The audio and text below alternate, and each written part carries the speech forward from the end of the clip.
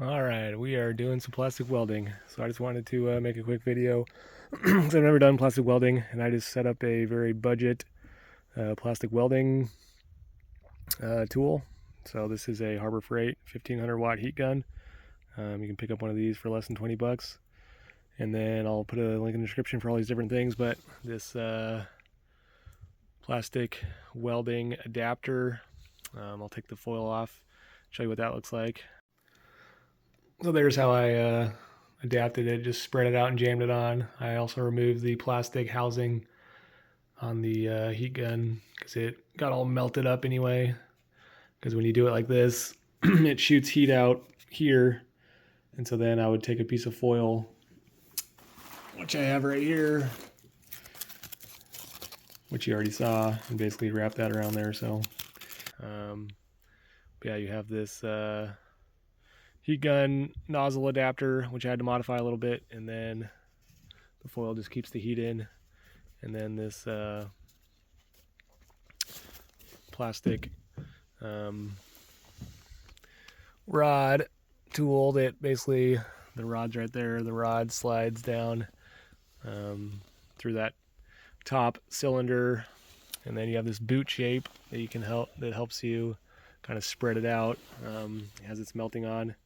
And then this kit, the plastic welding kit I got on Aliexpress, came with a bunch of different types of plastic, 5 different ones I believe. HDPE, or at least maybe it wasn't, instead of high density polyethylene, it was just polyethylene, and then polypropylene, a couple of different colors, ABS. Anyways, you can check all that out. But yeah, you definitely want to make sure you're trying to use the same type of plastic when you're doing your repairs for the best results. This is an HDPE number 2 milk jug plastic this sled is made out of. So this black polyethylene I bought separately. I'll put a link for that. It didn't come with the 5 different rods. This was a coil, so I just cut a piece off the coil because that came with white polyethylene, but I wanted the black. So anyways, yeah, with a minimal amount of money and minimal amount of skill, you can make some holds that'll last a lot better than anything else I've tried, because the epoxy putty did not work. I can't imagine too many things that would hold, but yeah, we're gonna see. We'll test it out on the snow hill, go sledding after this, and see if it is strong as original. I think it's gonna be, because yeah, you're just fusing the plastic to itself. It's melting all together. So I'll show you a quick demo of what it looks like when I'm doing it, at least one-handed. I already got the rod attached, but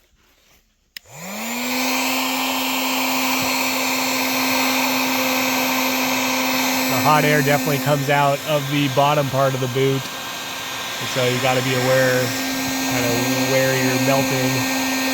As the tip of the boot will do a little bit of melting, but most of the melting happens at the bottom of the boot shape or shoe shape.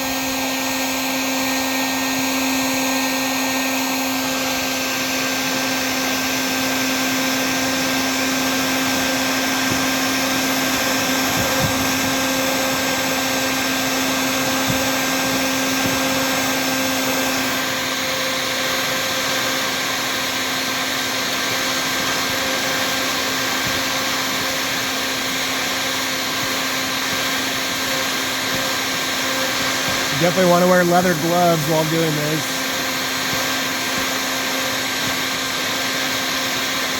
And if it starts caving in, you want to take your leather glove and poke up from the bottom of the sled to help it maintain its shape.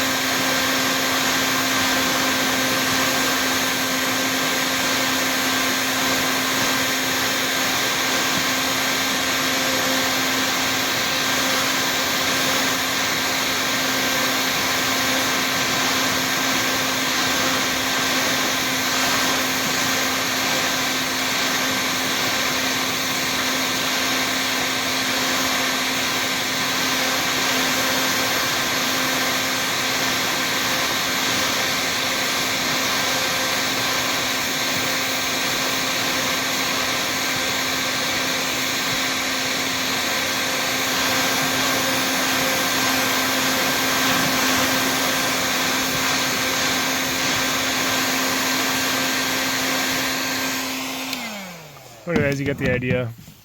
Yeah, as the shape deforms, you want to get a leather glove on, and then you can kind of reshape it how you want it, and then hold it there as it starts to harden, so that you don't have a deformed shape when you're done.